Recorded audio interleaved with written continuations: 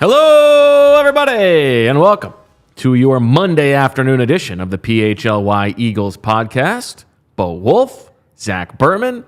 It's great to be back with you, get this like raw animal machismo back in my life next to me as opposed to over Zoom. Good to see you, my friend. Never been described with raw animal machismo, but it is great to see you. But everybody's thinking it.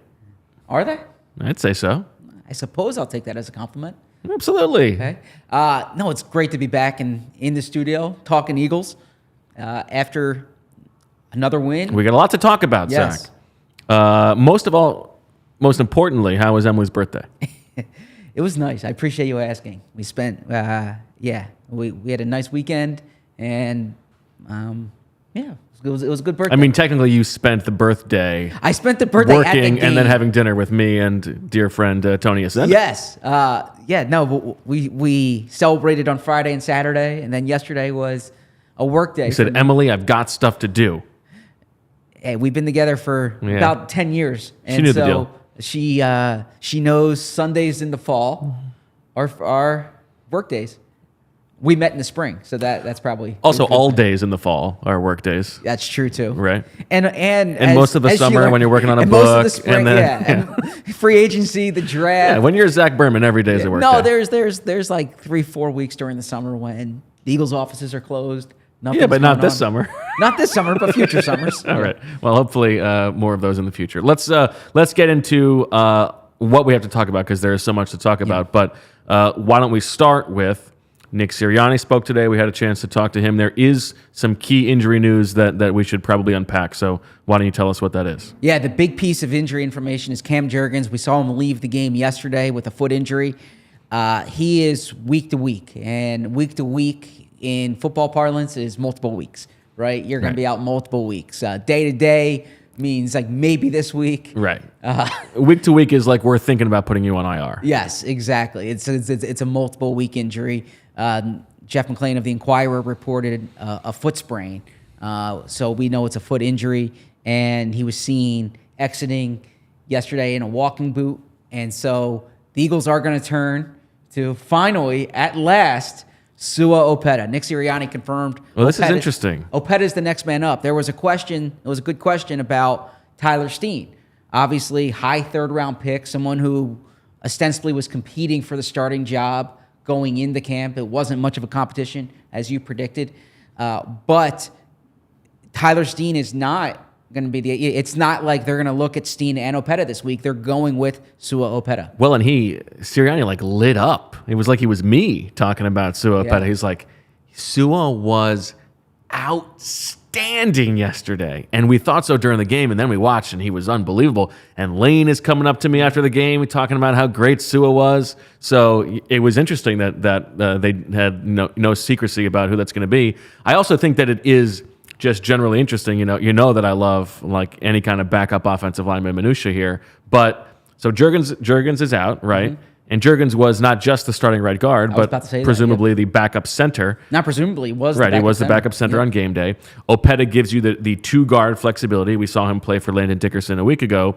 Now, if it is going to be Sua Opeta at right guard, which Sirianni says it is, if Steen is up, has he learned to play left guard? He didn't take any left guard snaps in the summer. It was just right guard and left tackle. So is he going to be able to play both guard positions?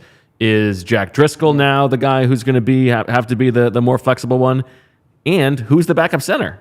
My guess is Landon Dickerson would be the backup center. The only other thing they could do is bring up Julian Good-Jones or Brett Toth, or they can go and sign Josh Andrews. But no, my guess is when you're talking about an emergency situation, you'd probably put Landon Dickerson there. Dickerson didn't like can Sua snap? I haven't seen him snap. I have never seen him do it. We know Dickerson can. There was talk when they drafted Driscoll that he could play there, but we haven't seen Driscoll there.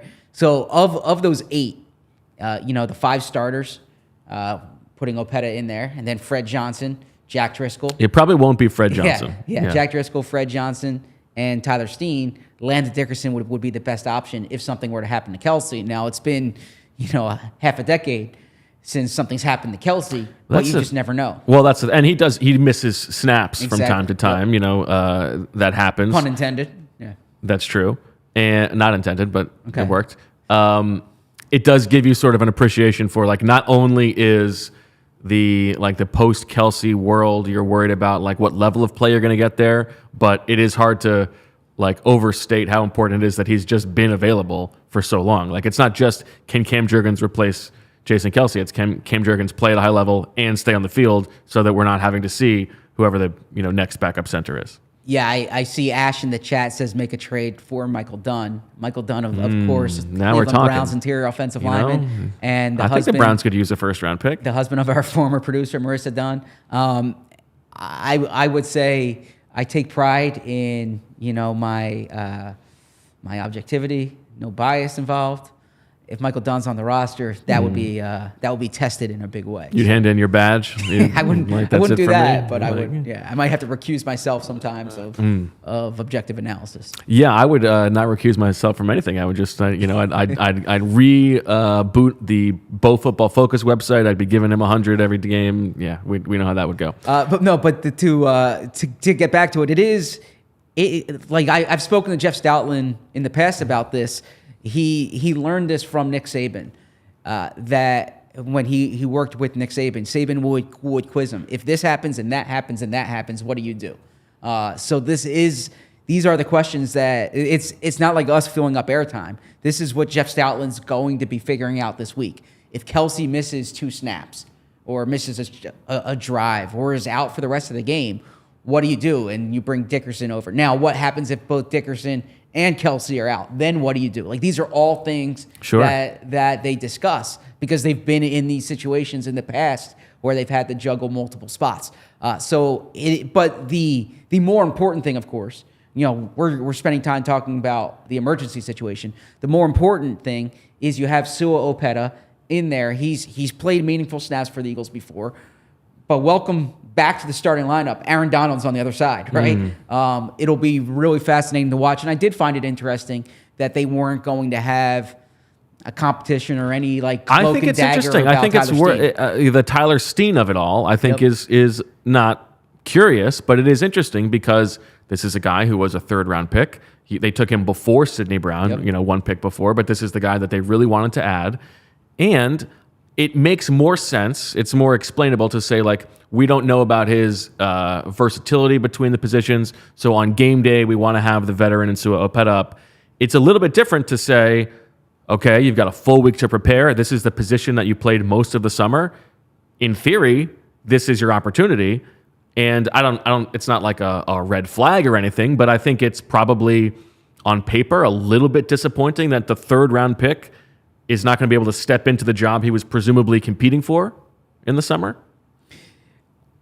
Yes and no. Now, there is a part of me that wonders, is he better right now at tackle than at guard? Because he did play both in the summer after it became clear that Cam Jurgens was going to be the starter. Okay, number one.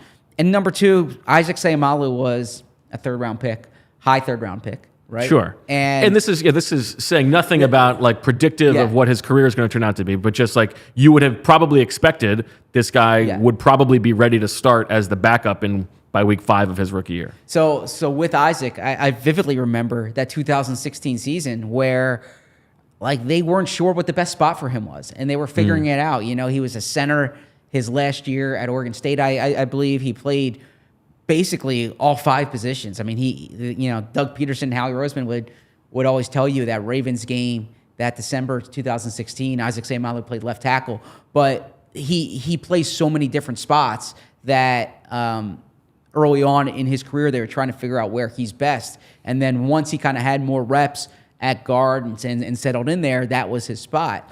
But Tyler Steen, he was a guard by projection, not a guard by practice, right? I mean, his experience has been at offensive tackle. So there is a part of me that wonders, is he a better tackle right now than he is guard? I think that's a real question, probably. And then as for the Sua part, I mean, I love the guy because he was one of the first Bo Wulf camp crushes. I think he was first or second.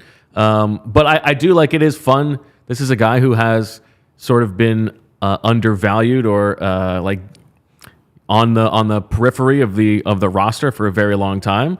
For him to get a shot, to play well, to light up Nick Sirianni's eyes, I'm excited to watch what he does.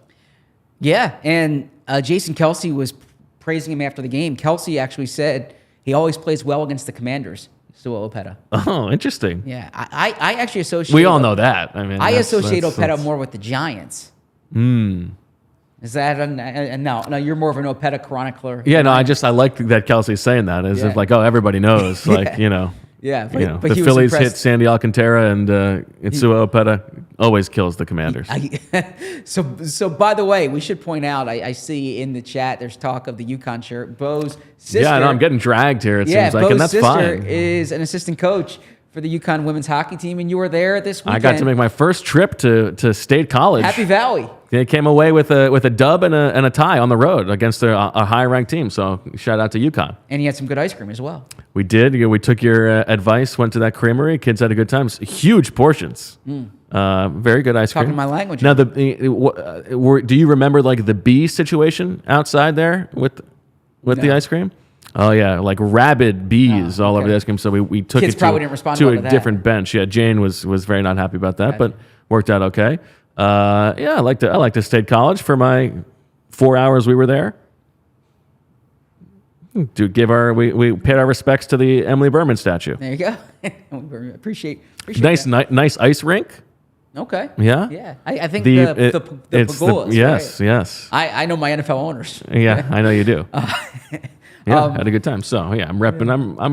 I'm repping the Husky. So that's what this is here. This isn't like a Charlie Villanueva, appreciation society. This is UConn women's. No, hockey. but I do like the thread here of like I look like a guy who should be wearing New Balances and going to Home Depot to buy my supplies. I think that's funny. I think that's good.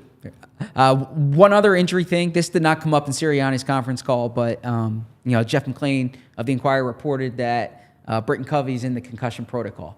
So that would affect the Eagles from a punt return situation. My presumption would be if Covey does not return, and actually I saw an interesting stat the other day. It might have been... Was it the one about how the Eagles are 4-0 in games in which Sua Opeta plays at least 15 snaps over the past 2 years? That's a good stat. Okay. Now it's interesting. I see. That no one who's been in the concussion protocol this season has returned for that weekend's game. So they're saying like it might be a little harder to clear the protocol now than it's been. I don't know. It might be kind of a bug, if you will. As I mean, it's a small sample thing. It's also it should be hard to get out of it within a week. So we'll see what happens with Britton Covey. But if Covey does not return for this week, then I would imagine Alamni Zacchaeus is the punt returner because they don't really have like a clear next option as we saw during the summer.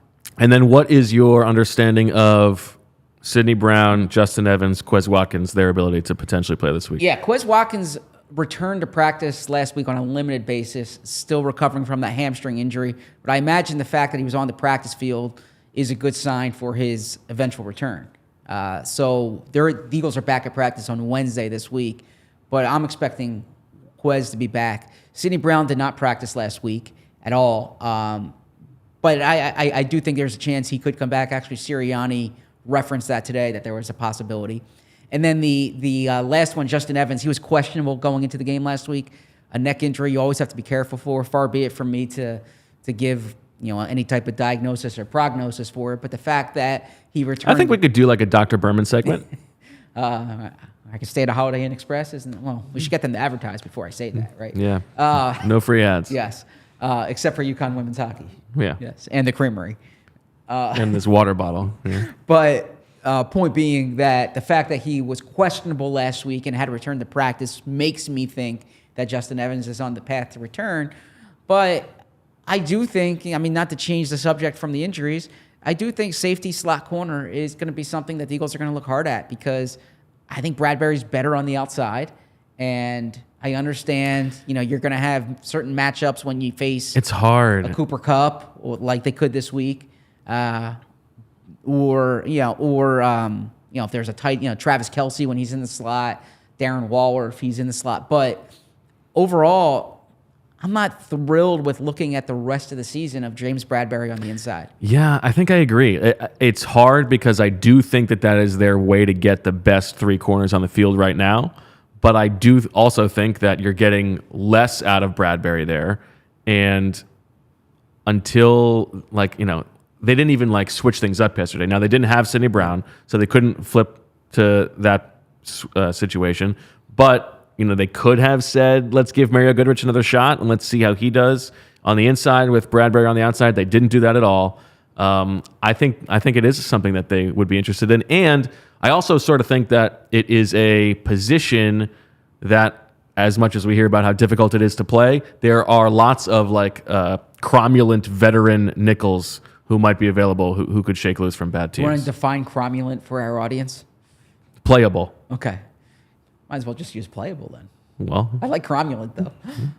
I don't know. Yeah, that's gonna be interesting to monitor. I think that's a position they could add. I do wonder, I think safety too. I mean, what's Goodrich doing on the roster? If right, I think if they have to make a move, I think that's if he can't play now, then what are we doing? Yeah. Yeah. All right. Well, no free ads, Zach, but there are paid ads. So let's talk about DraftKings. I did hit on a nice bet this weekend.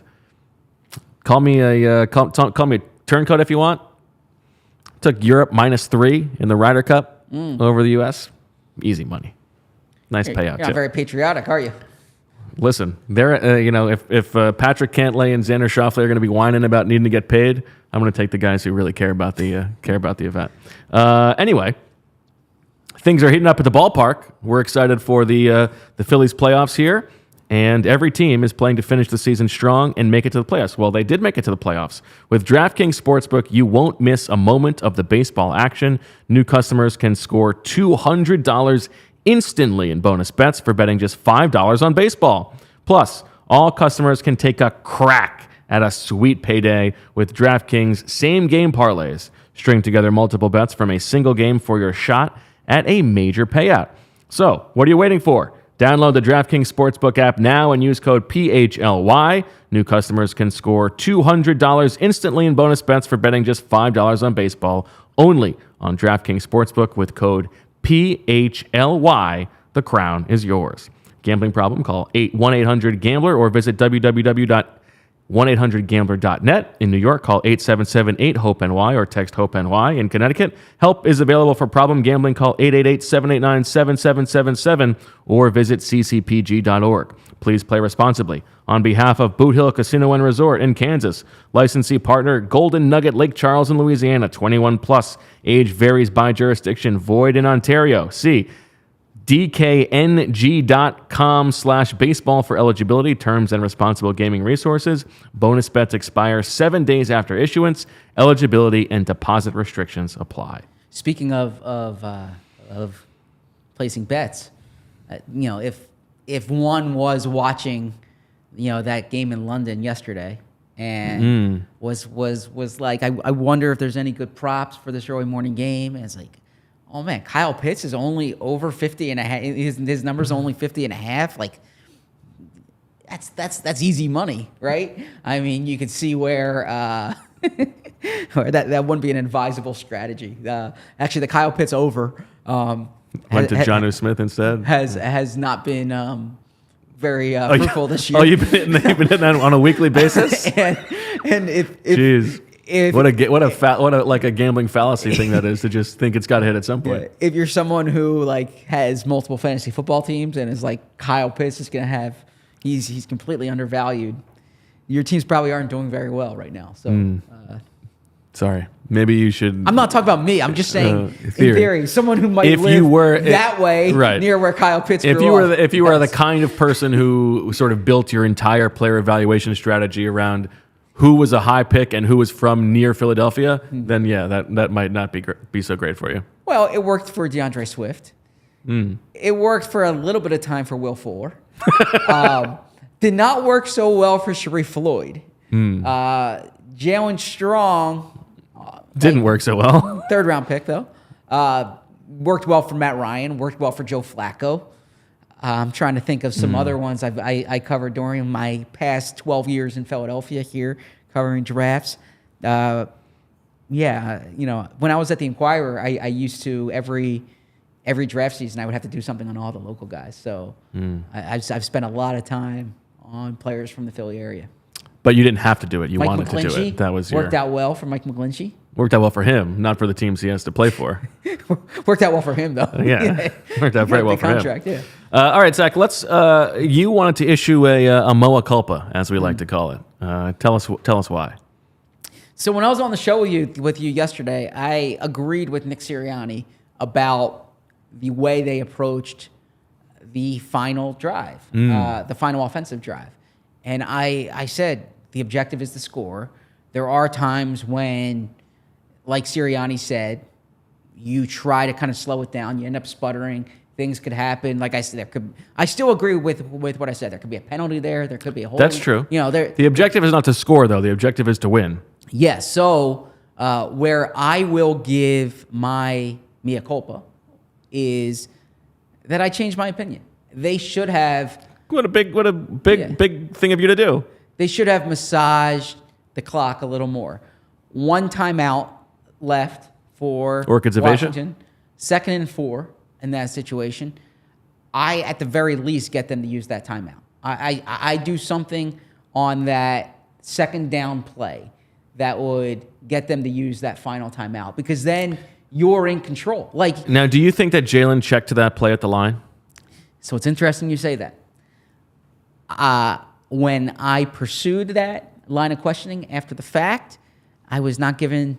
I was told you can't tell, but AJ Brown said on the podium it was a good check by Jalen Hurts. Yeah, AJ's he's the only one who you can trust to tell the truth there. So they're keeping it close to the vest. Whether that was Nick Sirianni said that was a good call by Brian Johnson, but AJ Brown said it was a good check. By Well, Jalen and it's Hurts. also the kind of thing where the call could be, this is the play, but if you get this, then feel free to check to that. And the question I asked Jalen is what he saw on that play that made him do it. And that's when he said, you have to have a feel in that situation. I don't want to be too much like taking the aggressiveness away, right? Like if he sees something and wants to go for it, that's fine. But I do think that there is, like, for all of the amazing things about Jalen Hurts, it doesn't seem to me like he has the same like psycho game management brain that Peyton Manning had or Patrick Mahomes seems to have, which is a little bit surprising given like just how much football he's played. Yeah. And it's not just that. It's stuff like the end of half timing stuff. He doesn't have like the most perfect internal clock sometimes, and like when to run, when to scramble, like in terms of relating to the game clock. I'm not even talking about like pocket management. And that's fine. That he doesn't have to be like 100 out of 100 on that. But I do think that play was a little bit. It wasn't the optimal play. Yeah. And it's fine, but it's not like there were 30 seconds left and you score a touchdown instead of going for the field goal, because who knows if you don't get the first down, who knows if you have a fumble or a penalty, and then you're trusting your defense to hold it off for 30 seconds. I mean, a minute 40 with a timeout, even if A.J. Brown doesn't get that taunting penalty, is not a crazy situation for a team to go score a touchdown. And there's like a lot of evidence that tells us that teams score more on those drives at the end of the half because that is their only objective, right? And like you said, 4 yards away, if with one timeout left, if you get a first down, the worst thing that's going to happen, aside from a fumble, which I guess is possible, is that you're kicking a field goal.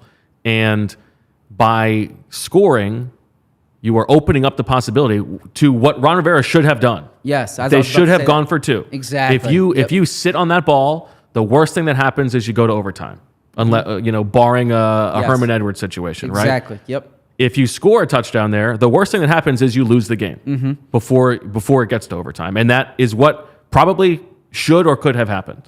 So a few things there, and that doesn't absolve the defense. Like the defense needed to do a better job on that drive, but the defense wasn't great yesterday, so you knew that was a possibility. So I'll do my second part first, because I want to respond directly to that. What actually started to sway me was on my drive home last night. I listened to the post-game show in the car to you and Jamie talking about it. And I thought you made a great point about the Super Bowl last year, right? Like it felt very similar. So when Washington scored, I assumed Ron Rivera was going to go for the 2-point conversion. It makes he gives the terrible explanation of the offense was gassed, as if so was the defense. So was the defense. And instead, if they're gassed, how about you play one play instead of having to play a whole nother? Exactly. Yeah, that made no sense to me at all. You know, I'm always I talked about that Baltimore game, by the way, in 2016. The Eagles didn't get the 2-point conversion, but when they tied it up in Baltimore, they went for the 2 to win, because I don't even buy into like the home road thing. Sometimes I buy into the favorite underdog thing. But your odds on a 2-point conversion are typically like plus or minus 2% of the 50-50, right? And I would take those odds over winning a coin toss, driving downfield and scoring a touchdown. And knowing that you were the underdog coming in. Exactly. So I was surprised they didn't do it. But first, you know, before I even rewatched the game and kind of dissected the situation, when I spoke to you after the game, it was all raw. Like I was watching it in real time. That's okay. And then I heard you frame it that way, and I said that makes a lot of sense. I actually wasn't swayed. I watched the end of the Chiefs-Jets game, and that didn't sway me, although Patrick Mahomes did the right thing there. That was a different situation. It was more just not allowing Washington to dictate to win the game at all. And the 2-point conversion would have allowed them to win the game. And so that's what swayed me there. And you and I talked after the Super Bowl that we were both of the opinion, had they gone down and scored, they would have gone for two. Yeah. And so that's part of why I changed my answer. Now, the thing I do want to add to this is when you watch the game back, when I watch the replay back, and then the Eagles have put out some clips from, you know, they have a great team that videos the game and they give you some behind the scenes stuff. They were fired up after that touchdown, you know, and I heard in the locker room players saying like Jalen was like after that score, he was, and that might go speak to what you were saying, is that Jalen's mind is like right. You don't want to take that away. Yeah. So there's a part of me that says, well, is there like a morale thing, for lack of a better term? Like when they scored, you can check out the clip. I mean, always go to our YouTube page and then, you know, PHLY Eagles and allphly.com. But the Eagles, if you go to the Eagles Twitter page after you do that, they had something today of behind the scenes of AJ's touchdown, and you see Lane Johnson celebrating with Jalen Hurts there. Like, this was not a normal touchdown for them. They were besides themselves in excitement. But Sirianni has to do the game management part of it there, and I don't want the ball in Washington's hands with a chance to win that game.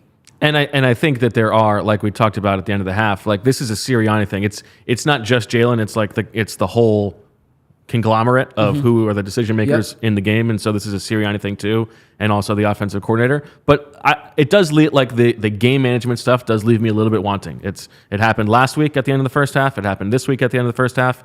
There was in week 2 at the end of the first half. They had 25 seconds left and no timeouts, but didn't even try to go get a field goal. It happened in the Super Bowl at the end of the first half. They're just their clock management, not to just use the old Andy Reid thing, but like it's not perfect.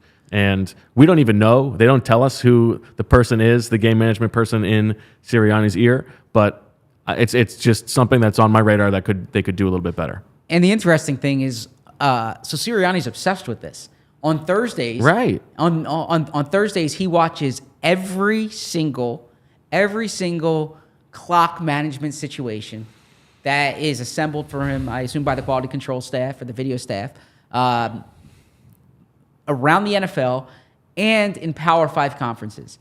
And without speaking out of turn, I know that there are situations in games, like obscure situations in games, that if you were to ask Nick Sirianni about it, he would be aware from random games. This situation happened and that situation happened. I wrote a story during the Super Bowl last year on how obsessed they are with situational football and preparing coaches for these particular situations. And Sirianni was asked today about two of those from yesterday. The one that Jamie asked me about, this wasn't clock management, this was more game management, and that was in the fourth quarter, 7-point game, the Eagles stop Washington on 3rd and 1, and there's a penalty on the play. And they have the option of going the fourth and 1. Nick Sirianni said 4th and half a yard, or 3rd and 6.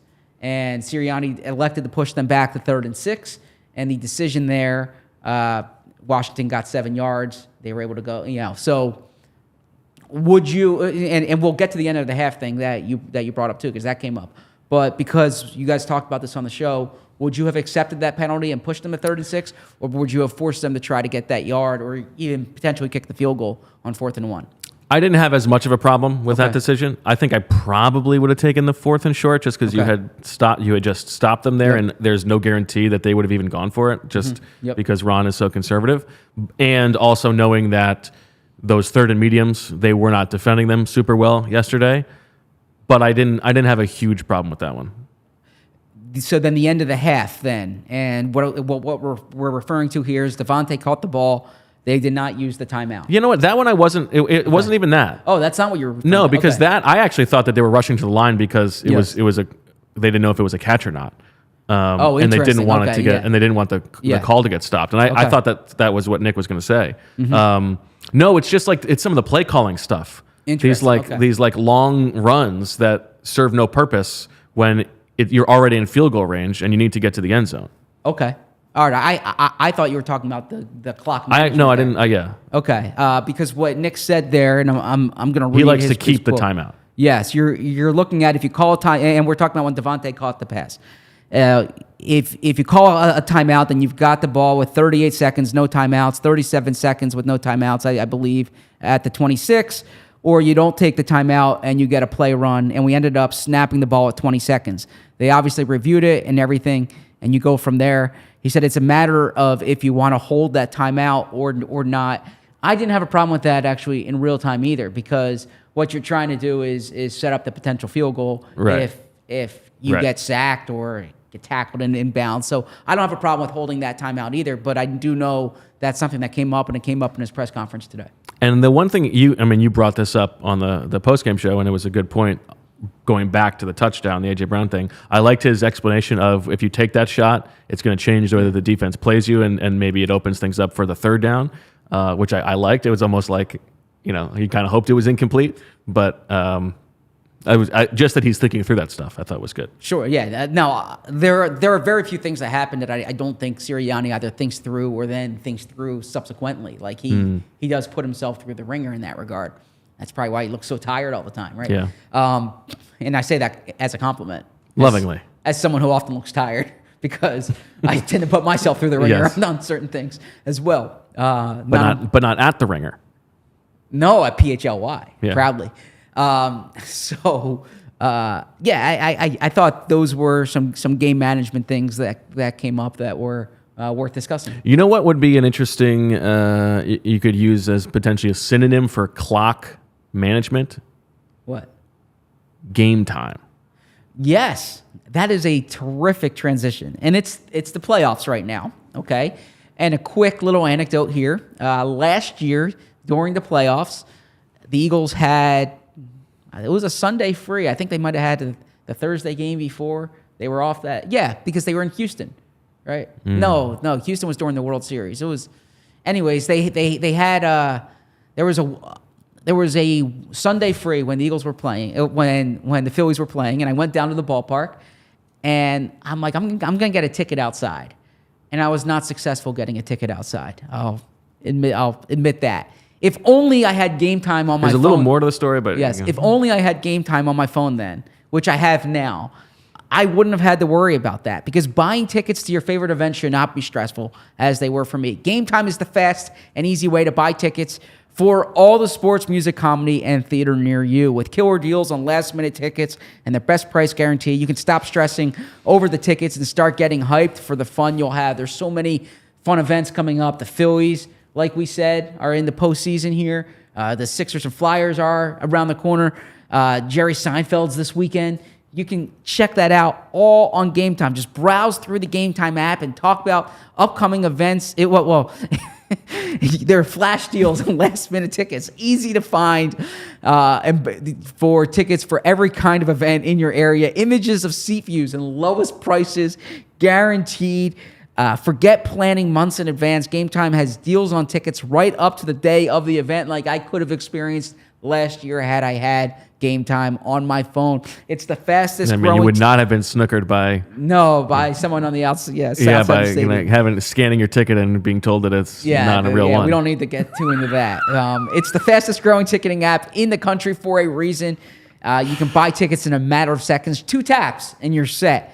Tickets are sent directly to your phone, so you never have to dig through your email, and that's a good thing for Bo because his email's all clogged up. He's not an email deleter. That is definitely true. Snag the tickets without the stress with GameTime. Download the GameTime app, create an account, and use code PHLY for $20 off your first purchase. Terms apply. Again, create an account and redeem code PHLY for $20 off. Download GameTime today. Last minute tickets, lowest price guaranteed. What's your guess on my my Gmail inbox? I would guess 47,859.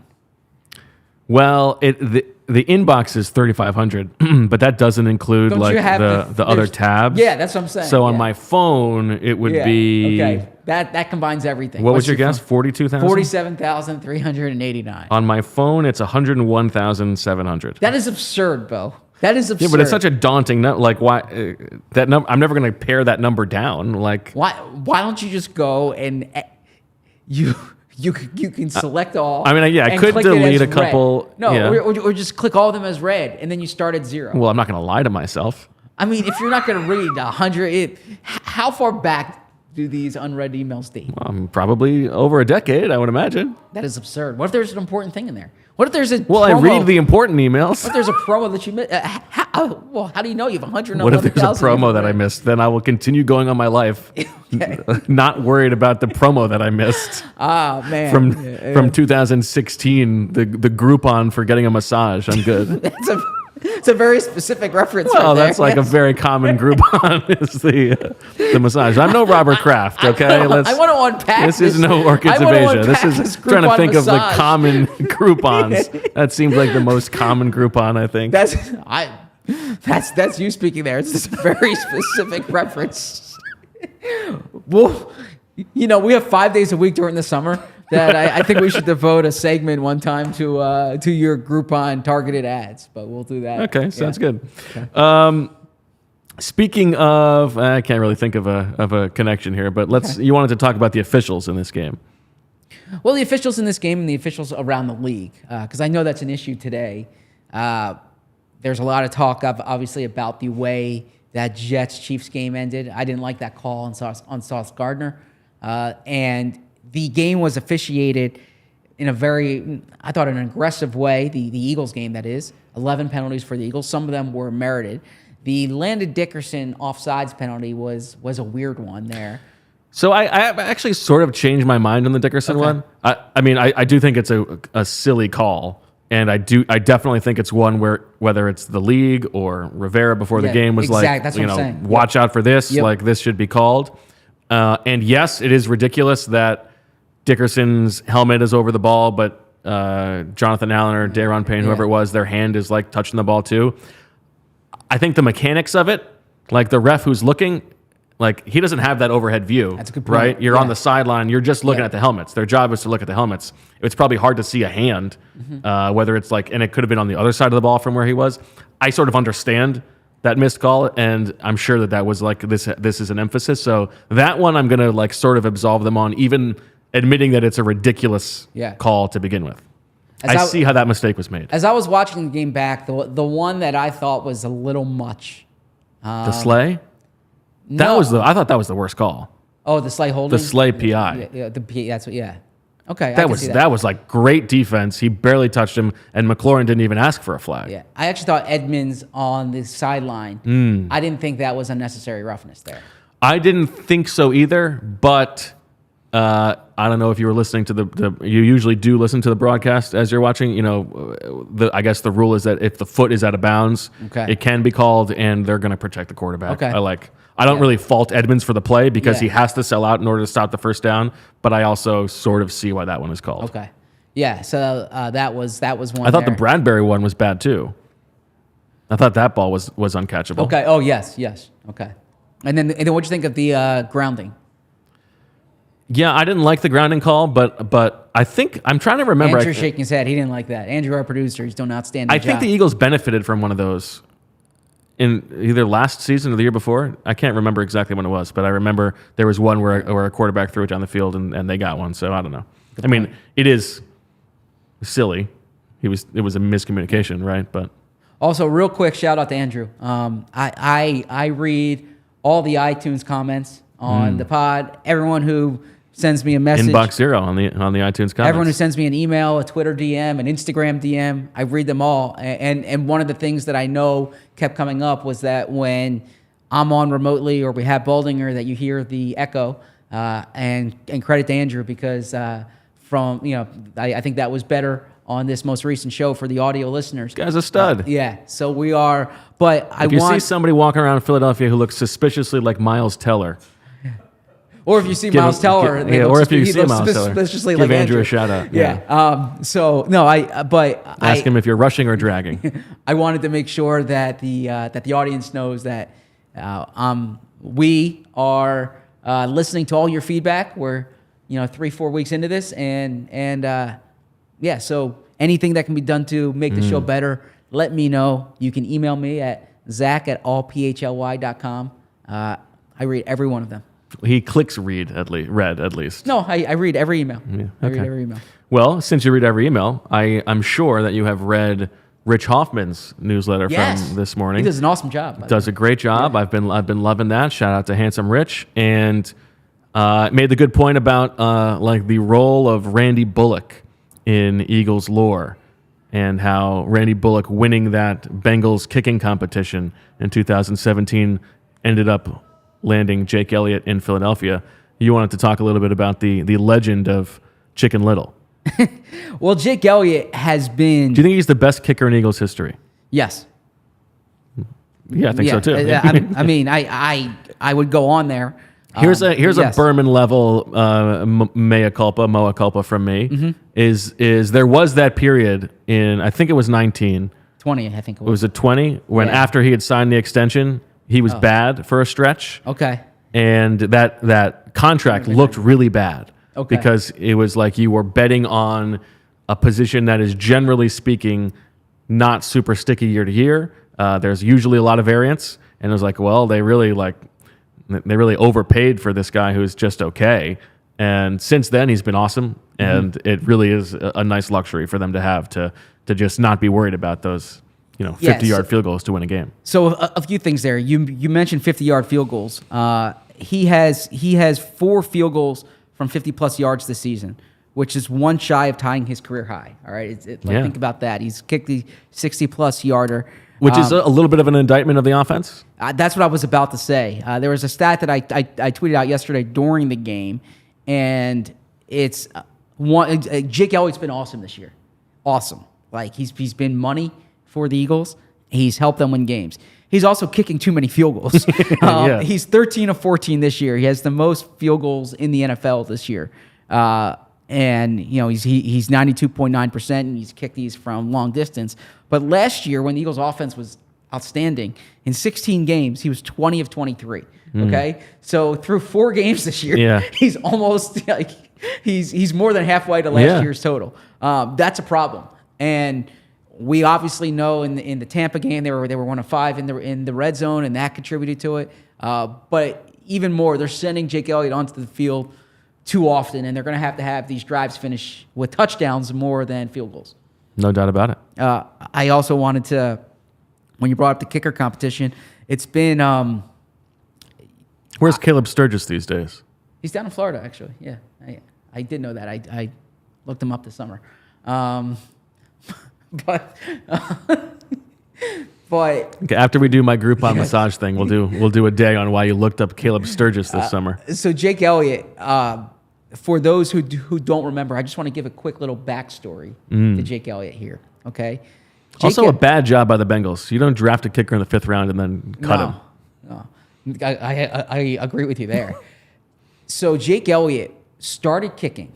For those who don't know, and I know you know, and you can actually read about this on Underdogs, in the Underdogs, the Eagles' emotional road to Super Bowl victory. He was brought out for a kicking contest in high school, and he kicked a field goal out of the stands. He won a competition to kick out of the stands. That's how he became a kicker. He's actually more of a tennis player. He's considered by some to be the best. When I say best athlete on the team, not timed athlete. Right, but not athletically, but in terms of could play any sport, yeah. Yes, he's kind of like the Bo Wulf in that ping pong, golf, baseball swings. He said yesterday he loves to be in these clutch situations because he's always kind of been in them. In tennis growing up, he was a high-level tennis player. He says he's hit game winners in baseball. I shouldn't say game winners, walk-offs in baseball. We've seen him. Game winners is still accurate. In clutch situations. Jimmy Kemsky from Philly Voice has a tweet out ranking the great Jake Elliott kicks, and there have been some pressure-packed ones. We all remember, of course, the Giants one to win the game. No more misses. But then the Super Bowl one to make that an 8-point game was a big kick. The Raiders game that year in frigid cold temperature to win. So he's just been clutch. He's been awesome for them. He's a core player. He's a key player for the Eagles. And, yeah, I think I just thought a little minute of appreciation for Jake Elliott because this year has been his best year. And he's so money from long distances. Also, one thing, too, Nick Sirianni doesn't watch field goals. Does that surprise you? It doesn't surprise me because I've heard him say it before. He said that in the past? Well, I heard he said it today. Yeah, you told me yesterday. And then I asked him why. Yeah. But isn't that weird that he doesn't watch any field goals? I don't know. It doesn't strike me as that weird. The guy's a psycho. He doesn't watch field goals. He looks at Michael Clay, and Michael Clay. Yeah, but he is a control obsessive, and this is in a very important play that he has no control over. That's true. Okay. Makes sense to me. Yeah, he says it's not an indictment of Jake Elliott. He knows Jake Elliott's money. Right. He says he gets real anxious. He says it's not a superstition thing. Yeah, I think that tracks completely with everything we know about him. It's kind of like Billy Beane not watching the games, right? Yeah, it's the exact same thing. Did you catch any of Daryl Morey today? No, I did not. Oh, okay. What did you learn from Demo? I thought he was. I saw some tweets from Kyle and Derek. Yeah, I can't wait for our Sixers coverage this year. They're already off to a strong start, and they'll be in Colorado Springs Fly out tonight. Yeah, they'll be in Colorado. Are they in Colorado Springs or Fort Collins? They're in Colorado. You can make sure check out all that coverage on all PHLY. See if maybe they can enroll in a Zach Berman class. That's a good class, by the way. Yeah, you got to be a grad student at Colorado State though for that. All right, well, Zach, FOCO is a leading manufacturer of sports and entertainment merchandise with a product line that includes apparel, accessories, toys, collectibles, novelty items, and more. It is the best officially licensed gear for all sports and fandoms. It's football and tailgating season, so you've got your overalls, your hoodies, your hats, your sunglasses, your bags, everything you need for a game. FOCO has hooked PHLY up and provided awesome pieces for our sets, which you see right behind Zach. They always have our back for Philly sports, and they have yours too. Get the best gear around by using the link in our description. For all non-presale items, use the promo code PHLY for 10% off. Zach, we've come to the part of the show where it's time to look back on what happened on our show last week. In terms of Goose Wisely, I know that you have been anxiously awaiting what happened, and you made a key mistake here. I don't know if this was on your radar or not, but in Goose Wisely, we'll get to the draft in a minute, but in Goose Wisely, I hit on Jalen Hurts passes for 300 yards. I hit on your golden egg. Hassan Reddick has at least 1 sack. You went for the Eagles have at least 6 sacks. They had 5. You hit on somebody on the Eagles has at least 2 receptions for the same yardage. Congratulations on making the right decision there. I hit on my golden egg, and this was where you made a little bit of a mistake. Okay. You had the Eagles have under 30 minutes of time of possession, and the Eagles have over 30 minutes of time of possession. You should have said win or lose the turnover battle. I took have over 30 minutes, and they just creeped over thanks to overtime. I should have done 50% of the game. Yes. Because that would have accounted for overtime. Correct. Yeah, I did not think the game was going in overtime because I have not covered an overtime game for the Eagles since 2020. There you go. The tie. I believe that's what it was. All right. And then I also hit on there are more total points in this game than Sixers wins last year. So a resounding 6-1 win for me this week. That puts me up 2-1 and 11-9 in total points. It's a long season, right? It's a long season. You don't win the Super Bowl in week 4. Now that was definitive. It's time now, I think, to hash out how the rosters went last week. And we could pull up that graphic now. I think, I will admit that on offense, I was sort of banking on the big difference between Jalen Hurts and Sam Howell. I don't think they had much of a difference yesterday. Were you impressed with Sam Howell? I thought he comported himself decently. Himself decently? Would you say he was cromulent? Fairly cromulent. Okay. Now, if I'm Washington, I'm still looking to upgrade this offseason. I don't think Sam Howell's going to take you very far. But thank you. Good job, Andrew. He was doing it. Andrew was doing it slyly. He told me to bring my mic closer. He was probably doing it so that you wouldn't necessarily address it. Yeah, I know. That's exactly what he was doing. You're opening up the I'm curtain. opening up the That's third nice. wall. Yeah. Is that what it is? The third wall. Sure. Number one, and he's the ace producer. I want to give him credit. Okay. I think you could actually even still go closer. Could I? Is that better? Yeah. Okay. Sorry, I'm working on my posture. Okay. The posture is important. Yeah, I feel a little bit hunched over in this chair sometimes. That's what I'm saying. Yeah, so but I also don't necessarily want to do the full lean back. No, so I review that's what I'm saying. Yeah. So I review the film too. Yeah. And when I review the film from last Friday's show, I was saying I was getting a little too comfortable, hunched over there, and so I wanted to make sure not for me. that the back's straight, right? Yes. But then it looks like you've sort of like you're trying too hard. I mean, come on, who are you talking to here? Well, fair point.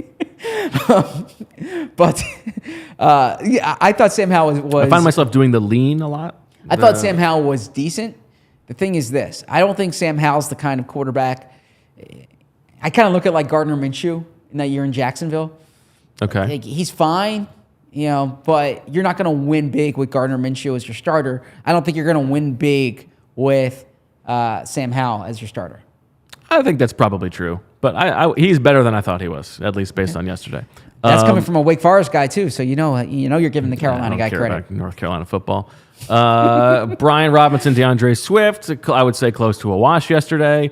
A.J. Brown, Devontae Smith, and Dallas Goedert, a huge edge over Terry McLaurin, Jahan Dotson, and Logan Thomas. Now, McLaurin and Dotson had their moments. I actually thought Thomas was better than Dallas Goedert yesterday. I mean, I guess barely. I mean, production-wise, right? Yeah, but not really anything he did. And then OZ and Curtis Samuel both did some stuff. Your offensive line, I mean, I guess you get the edge. I made a mistake taking Tyler Steen instead of Sua Opeta, so I'll give you the offensive line edge there. I still think that mine could have held up against your defense if we flip to the defense. Now, real quick, by the way, spoke to Jordan Mailata after the game. He said like he wasn't in a good spot after the first half. Chase Young's a really good player. He gave Chase credit for the way he said he wasn't playing to his level in the first half. Thought he played better in the second half. But go on. Okay. I had Jalen Carter. Now Fletcher Cox had a big game, and so him, Cox, Carter, Sweat, Chase Young, Montez Sweat was good, but you're right. Chase Young and Hassan Reddick both had sacks. Yeah, the defensive line was close to a wash, probably. Neither one of us had Nicholas Morrow. I think my secondary was much better yesterday. Slay, Bradbury, Blankenship. Got picked on. Yeah, but he's my fourth. He's my fourth corner. He wouldn't even have been on the field. Now I did take Percy the Butler, who was not super involved. Yeah, so you actually don't have a safety. Yeah. But you also don't have Sidney Brown. No. So I don't have a corner. I don't have a slot corner. Yeah, I mean, I think that I came in today prepared to maybe give you the win just because Sam Howell was so good. But looking at it again, my receivers against your Garbanzo Bean secondary, I feel pretty good. I think I'm beating up your offensive line. But it didn't happen yesterday. True. The Eagles didn't play well enough on third down. That's true. They had a lot of pressures. It didn't turn into sacks. Sam Howell, to his credit, did a good job escaping some of that pressure. Yes. Like Josh Sweat. Sneaky athletic. Josh Sweat was all around him. He's not sneaky athletic. He's just athletic. I know. That's the joke. No, I understand, but I'm just saying he's he's athletic. Well, then I guess in this case, if you're not going to fight for it, we'll side with what the people voted for. Okay. Which I think on Twitter was like 77% in favor of Bo. So last night. No, this was last week. Yeah, well, that's what I'm saying. You actually have to see the game. And you look, well, Eugene I agree, but you're not fighting for it. No, I think people should vote now. Like our live audience, and all I see on the screen right now is Eugene saying ZB win. That's one person. I don't see anyone. Do you see anyone saying Bo win up there? Yeah, every single person. I see a lot. I don't see a single Bo win. I see locked on the screen there ZB win. So Eugene, thanks for deciding, man. No, that's not how it works. Okay. Of course, you invent the rules as we go. Yeah, I'm telling you, I don't think you've made a compelling enough point. Jonathan Gowan is the only guy that gives Landon problems consistently. Yeah. Jonathan Allen's on whose team? Yours, I guess. Okay. Yes. Okay. Interesting. Oh, how about this? This is interesting. Here's a comment. Bo Wulf says Bo wins. So there you go. Yeah, that guy's a minion if I've ever seen one. Bo win. Yeah, now Bo wins. I see win. Now they're all coming in. Everybody, they thought that it spoke for itself. They didn't need to talk. Now the floodgates have opened. Zach, we got Steve saying ZB. Zach Frayne saying ZB win. You got multiple. You got repeat commenters. Eugene Krabs doesn't get to vote multiple D times. saying ZB win. The Jalen winning quarterback. Come on. Okay, so quarterback. Okay. This week will be interesting because the delta between Jalen Hurts and Matthew Stafford may not be so high. Now Stafford's a little banged up right now. Jordan Rodriguez, the outstanding reporter from The Athletic, who covers the Rams. Might get a chance to talk to Jordan on the show later this week. I hope so. So we'll find out more about his status. But like we said on the show last week, Cooper Kupp status is going to be big to watch. And you, as a noted wide receiver draft expert, what'd you think of Puka? Yeah, coming out. I don't remember if I had a strong Puka take. I think he hit things that I liked, but was a little too old. A little too old. It was probably my. But man, his numbers. Yeah, he's been very impressive. Yes. Look forward to seeing him. All right. Well, tomorrow, Zach, we're going to talk to Brian Baldinger. We are live at, 1 o'clock tomorrow? Yes. I think that's right. It's a little tight, I think, to the coordinators, but I'll make sure. I'll have to drive a little. I'll have to drive fast. Yeah, I know. I have seen you drive. You are not lead-footed. Fast. No, I'm not. Yeah, you are. So we'll talk to Brian Baldinger. We're going to have a little discussion about Jalen Hurts, the runner, which we had so much news on the show today that we didn't get to. Yep. But I think this is an interesting part of what is going on this season. And you asked Nick Sirianni about it today as well. I did, and we'll talk a little bit about that. So plenty to do this week on the PHLY Eagles podcast. No show on Wednesday, back on Thursday and Friday. So plenty to do ahead of a Week 5 game with the Los Angeles Rams. You look like you have one more last thing to say. I have so many things to say, but good thing is you're wearing your Sam Howell Carolina blue. We have 3 more shows to get into. I did not wear this for Sam Howell, but okay. Carolina blue, fair enough. Maybe it's a Diami Brown Carolina blue. Yeah. When's the last Eagles player who went to UNC? Nay Brown? Really? You think it's been that long? I don't think they've drafted a UNC guy since I've covered the team. I don't think so either. Have they? Maybe they've signed or had like on Zach Brown. Guys.